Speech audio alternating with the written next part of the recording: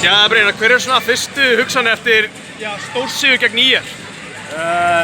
Sóknarlega bara nokkuð góðir og vorum að hitta skotur sem við kannski ekki verið að hitta mikið í vetur. Við vorum einhvern veginn allir að koma með góða körfur og góðum augnablikum.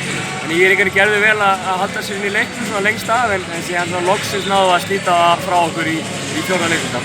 Þú nefnir góðan sóknarleik, 120 stig, er þetta ekki bara ykkar besti sóknarleikur í vetur? Jú, við erum að ná að skora yfir 70-80 stig sem við kannski verið að ströggla með. Það er að komast aðeins meira jafnvægi í sóknarleikinn alltaf með skipti í fjarkanum og Kínor kom flottur inn og Kristó er alltaf að vera öflugri og þannig að maður verður að vera bjassið bara upp á framhaldið. Þú talar skipti í fjarkanum, eða þess að leikkerfin ykkar voru að heppna fullkomlega, galopið þriggjastaða skot sem fóru niður eða þá lay-up eða góða sendingar á fimmuna?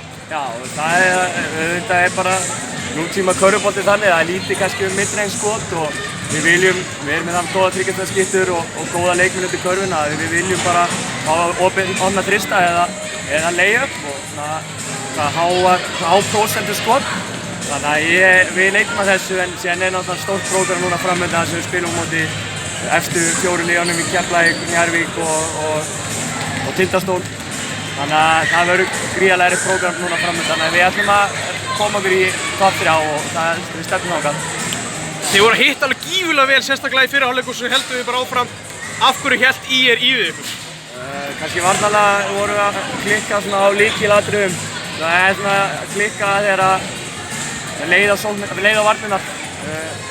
Og mikið að leið upp, við vorum að komast inn í miðjuna og Georgi var frábær í fyrri hálfleik og bara nokkuð góður í leiknum. Gáum honum alltaf mikið og Evan er mjög góður í þessi leikstund, þannig að þeir eru með flott leik. Er ekki rétt fyrir mér að þú tókst bara þriggjastaða skot í kvöld? Jú, ég er þekktur fyrir það, þannig að ég nenni ekkert að fara út inn fyrir tveggjastaða línuna. Ég læt aðra skjóta það. Þau ekki lengra til hamingju sigurinn. Takk.